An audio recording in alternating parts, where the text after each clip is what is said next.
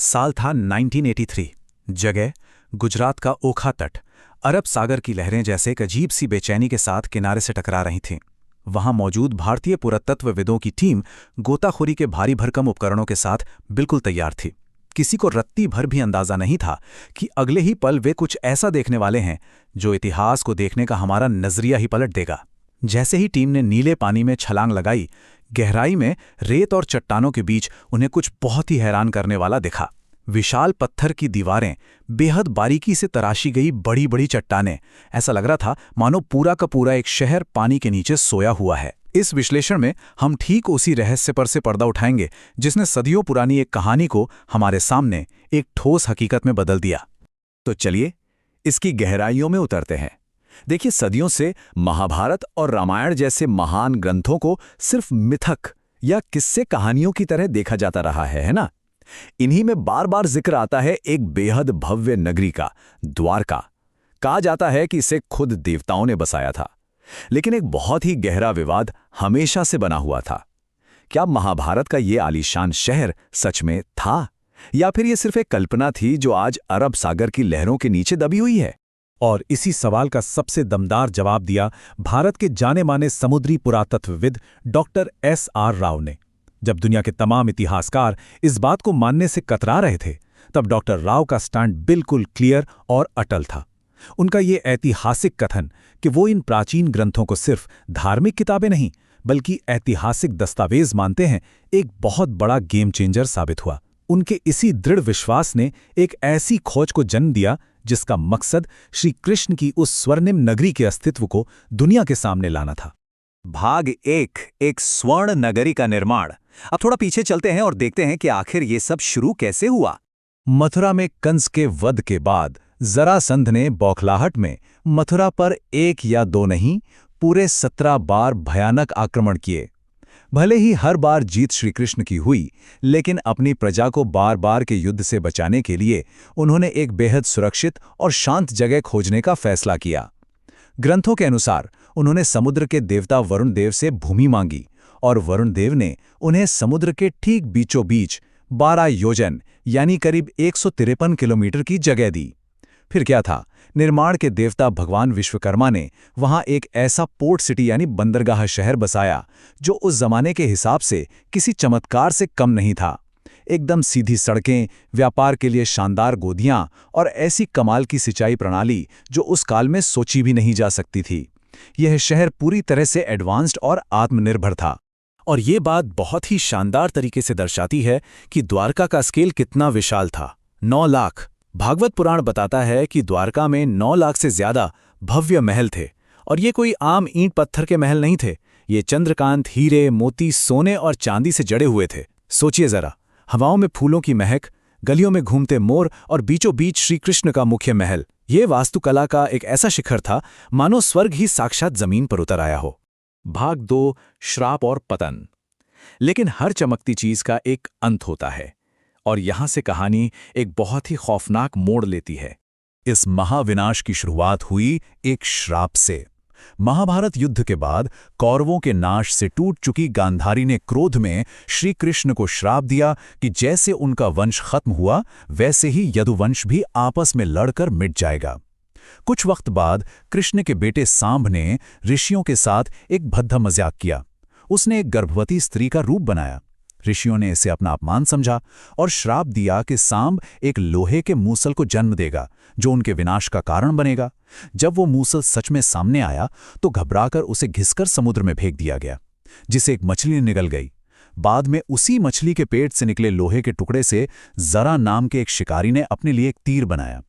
समय बीतता गया, यदुवंशियों में अहंकार बढ़ा और प्रभास क्षेत्र में वे आपस में ही एक भयंकर गृह युद्ध कर बैठे। और अंत में एक पेड़ के नीचे आराम कर रहे श्री कृष्ण को उसी जरा शिकारी ने हिरण समझकर गलती से वही तीर मार दिया। बस एक महान युग का वहीं अंत हो गया। शास्त्रों में लिखा है कि जैसे ही श्री कृष्ण ने इस लोक से प्रस्थान किया, वो पूरा का पूरा वैभवशाली शहर जिसने एक पूरे युग को जिया था, समंदर की खूंखार लहरों में समा गया। मानो सब कुछ एक झटके में खत्म हो गया।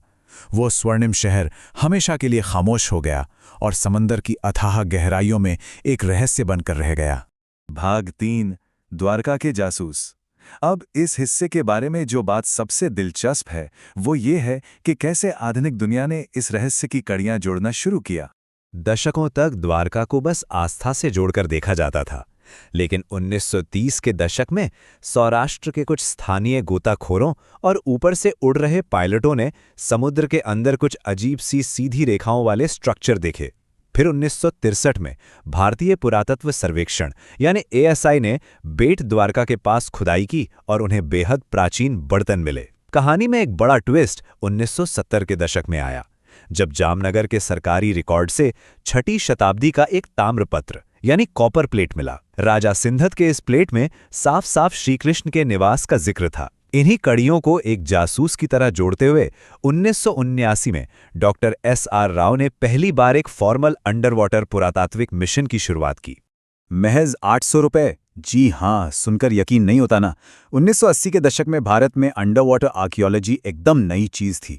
कोई खास फंडिंग नहीं थी, टेक्नोलॉजी की कमी थी और कई लोग तो इस खोज को ही फालतू मान रहे थे। लेकिन डॉक्टर राव रुकने वाले नहीं थे। उन्होंने अपनी जेब से गोताखोरों का खाना पीना अरेंज किया और सिर्फ 800 रुपए के छोटे से फंड के साथ इस ऐतिहासिक मिशन को लॉन्च कर दिया। ये उनके गजब के जज्बे को दिखाता है।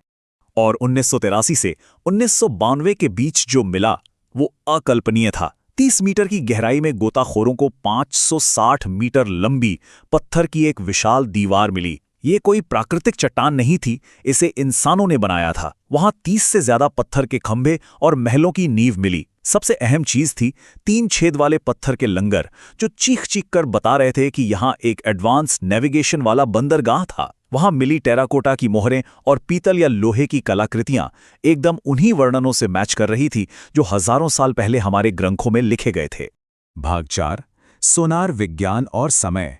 अब इस जांच की कमान सीधे तौर पर विज्ञान के हाथों में आ जाती है।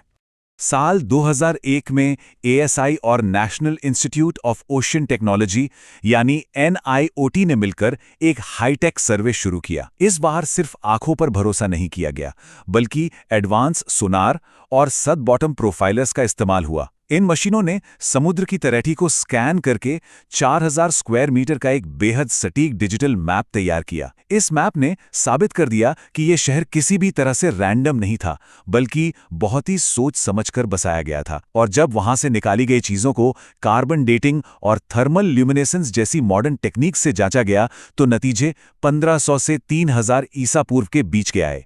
तो यहाँ सबसे अहम बात यह है कि जब फाइनल कार्बन डेटिंग की रिपोर्ट्स आईं तो एक कलाकृति की उम्र करीब 9000 साल पुरानी निकली। इस एक आंकड़े ने दुनिया भर के वैज्ञानिकों की नींद उड़ा दी, क्योंकि अगर ये सच था तो इसका सीधा मतलब ये निकलता है कि ये सभ्यता हमारी हड़प्पा सभ्यता से भी कई हजार साल पुरानी है।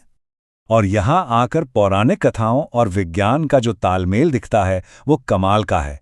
एक तरफ हमारे ग्रंथ कहते हैं कि गांधारी का श्राप, लोहे का मूसल और श्री कृष्ण के धरती छोड़ने के साथ शहर डूब गया और कलयुग आ गया। वहीं विज्ञान प्रोफेसर रेंस की सी लेवल राइज थियरी पेश करता है। ये थियरी बताती है कि करीब 5000 ईसा पूर्व के आसपास वहां भयानक टेक्टोनिक हलचल हुई और एक जबरदस्त सुनामी आई जिसने पूरे तटीय इलाके को डुबो दिया। गौर करें तो विज्ञान और मिथक दोनों एक ही कहानी सुना रहे हैं, बस उनके शब्द अलग हैं। समंदर विज्ञान का ग्लोबल डेटा बताता है कि उस वक्त समुद्र का स्तर आज के मुकाबले 25 मीटर नीचे था, लेकिन फिर अचानक इसमें भारी बढ़ोतरी हुई। और इसके सबूत सिर्फ भारत में ही नहीं, बल्कि कैरिबियन आइलैंड से लेकर इंडोनेशिया तक मौजूद हैं। एक झटके में आया पानी का वो महासैलाब ही था जिसने इस तटीय शहर को हमेशा के लिए अपने अंदर समा लिया। भाग 5, लहरों के नीचे विरासत। चलिए आगे बढ़ते हैं और देखते हैं कि ये कैसे जुड़ता है आज के समय से। 2001 की सोनार मैपिंग ने इसके अर्बन लेआउट को साबित किया। फिर 2007 में इंडियन नेवी और ASI ने मिलकर पंचकुई बीच पर खुदाई की, जहां बहुत बड़े पैमाने पर दीवारें और खंडहर मिले।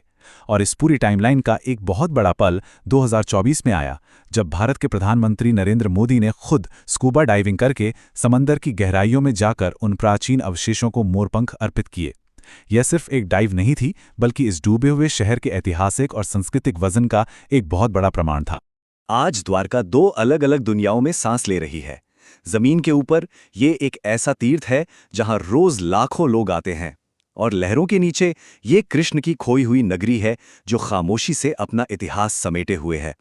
ये एक जीती जागती मिसाल है कि कैसे आस्था एक बेहद मजबूत ऐतिहासिक सच की नींव बन सकती है।